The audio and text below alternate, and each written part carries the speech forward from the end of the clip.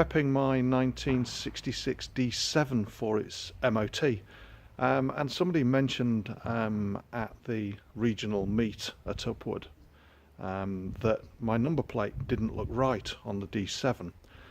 If I show you it, this is the original, and they mentioned that the letter spacing and layout wouldn't pass an MOT. It has gone through one MOT since I recommissioned it back on the road, and the MOT tester didn't say anything.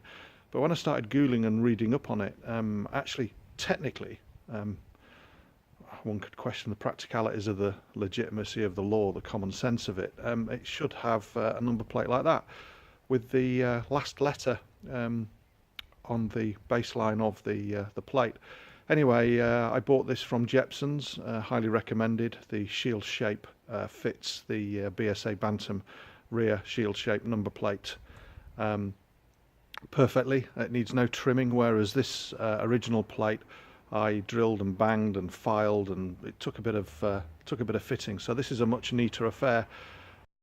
Most of my tin work, other than the mudguards and the battery box covers, has been powder coated, and I'm new to this sort of restoration business, and what I didn't realize was powder coating, once you've had your metalwork blasted, in my ignorance and learning curve to get these bikes rebuilt, was the fact that powder coating exposes all the metal underneath.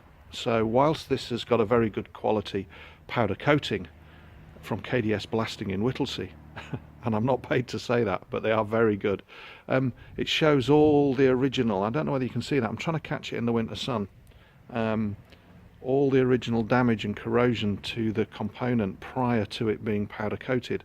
So while the powder coating has completely encapsulated it and it'll never rust again, when you've got a bike that's got hand painted coach lines like my BSA D7, it's a shame to put this part on, but having looked at that part that you saw in an earlier video from Fect.com, the quality isn't there, so I'm going to keep my eye open for an original rear number plate holder for the Bantam, and probably get it properly finished and fillered. We might even do this. I don't know what's involved in getting powder coating off, but again, that'll be another learning curve. One of the lessons worth mentioning was I bought the rear number plate holder from Fekt.com, Feked.com. They make quite good value, reasonable quality, certainly better than the stuff I've seen from eBay. But I had to bend this because the mounting plate space between the vertical upright on the number plate and the holes was different. But yeah, and a top tip, if you're screwing these in, I've always struggled with my hand up, is to drop the rear suspension bolts off and drop the rear swinging arm down, and it allows much greater working space on the rear wheel. Anyway, have a good weekend, what's left of it.